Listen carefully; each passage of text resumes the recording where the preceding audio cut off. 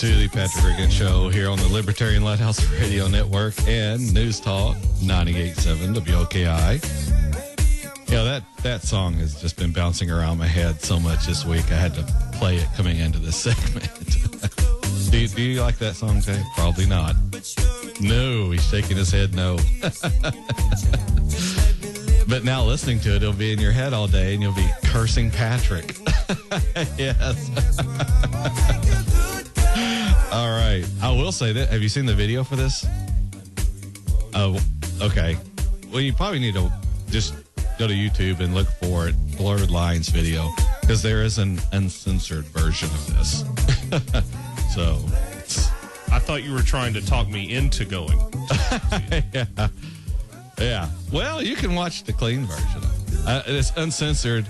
The song's the same. You could probably play that video in Europe on TV.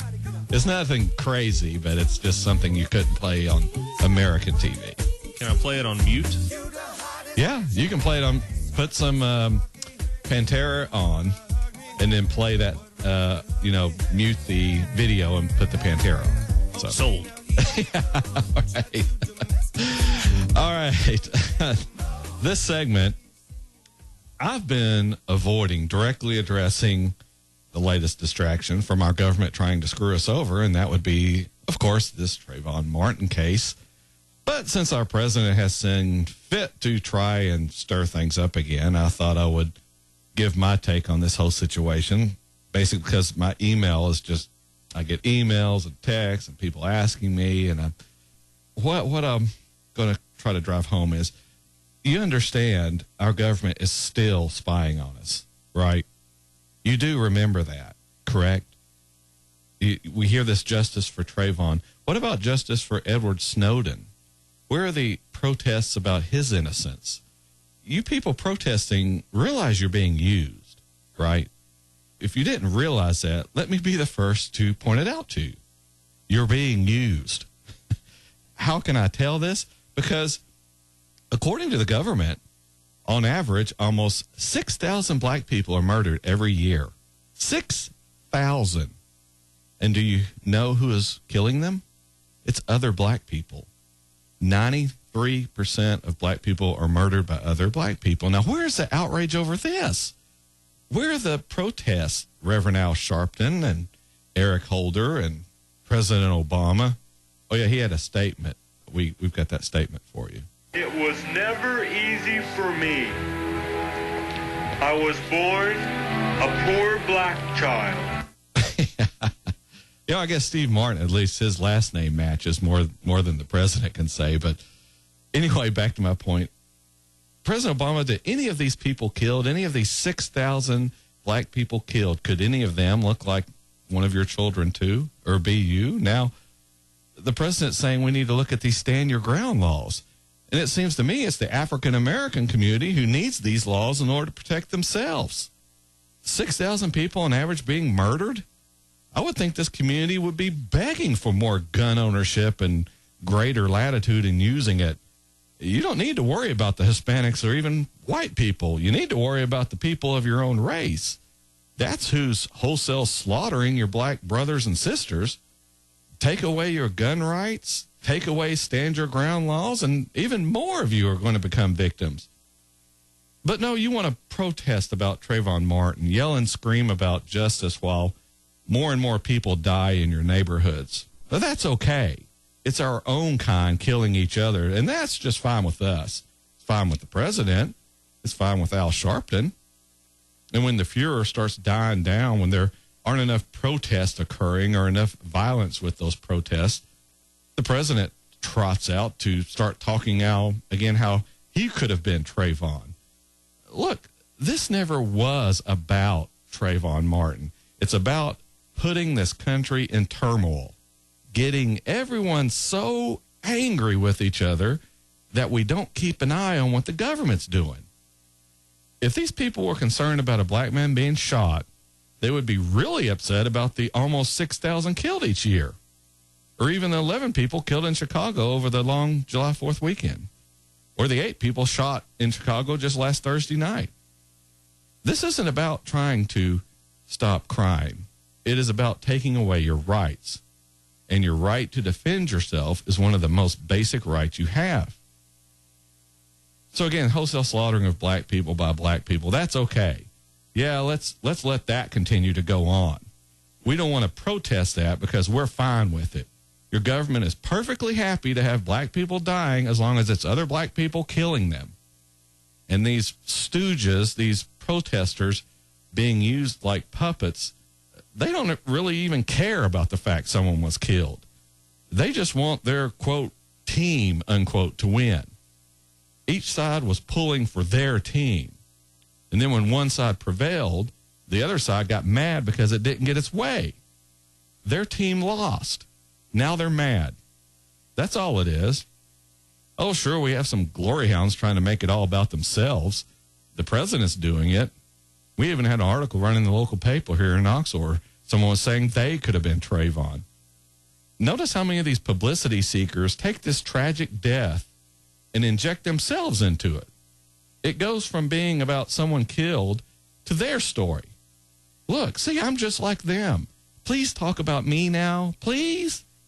I'm saying I could have been just like this person, so please talk about me.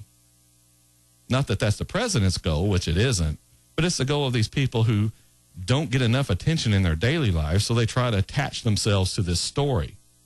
No, the president's objective is to rally his supporters to his side on this whole review of the Stand Your Ground law. If he can get that repealed, then he'll be that much closer to getting gun control. Because who needs a gun if you can't stand your ground anyway? You see, it was patently obvious when Newtown happened and the president was trying to convince everyone we needed gun control. We needed new laws, but no one was buying it. For the most part, everyone saw right through all that. Those families being bussed down to Washington, D.C., trying to lobby Congress, all the hype. Everyone caught on that it was just a big ruse to try and implement gun control. But now we throw race into the mix, and everyone is more than happy to start arguing while the president and Congress work on limiting these stand your ground laws. They are starting all this turmoil in order to try and pass their agenda to get their unconstitutional stuff done. All these protests are just convenient idiot pawns in this game. And by interjecting himself into the mix, the president is trying to get his supporters on board to back whatever he can get passed in Congress, not because it's good for the country, but because the president wants it. I demonstrated with a poll on my show just a few weeks ago. A majority of Democrats were against intervening in Syria. But when the question was asked, should President Obama send arms to help the rebels, the support jumped merely because the president's name was mentioned. The Democrats were against the intervention until they found out the president might want it. Then all of a sudden it's okay. This is almost a psychosis with these people, a cult of personality. This is the danger with people's blind loyalty to their leader. You wonder how Hitler and Stalin, how these crazy people could get the support of their government or their country. Well, of course, it's partially through intimidation, but there is also outright fervent support. This is what you're seeing now. People who don't normally support government acting in this way, they're giving their full allegiance to their leader who does. Yes, I called it a psychosis. It's a sickness that these people have. They will give up everything they have in order to support their leader. And a lot of them still don't agree with what's happening, but they don't want the other side winning, so they'll screw themselves and the rest of the country if that's what it takes for their side to win, to hand their leader a victory. These are the people we're fighting against. Look, what I'm trying to show you is nothing's changed. The government is still spying on us. It's still violating our rights, violating the rights of just about everyone else in the world. Without our freedom and liberty, none of this will matter. It's clear that this is all just a big distraction because, as I said, the killing of other people in the black community doesn't seem to be bothering anyone, especially the president, nor the black caucus in Congress or the state-level black caucuses. You know, riding the backs of Newtown's dead children didn't work. So now we're going to try to get to where the government wants to go on the back of another dead person, Trayvon Martin. Don't be a stooge. Don't be a puppet. Please, if you do anything, think for yourself in this situation. Think about how all of a sudden a killing matters when thousands of others didn't, and they still don't. All right, we're up on the half-hour break already. When we come back, we'll have even more logic and reason with which to fill up your brain, pushing all that raw and illogical emotion out the door.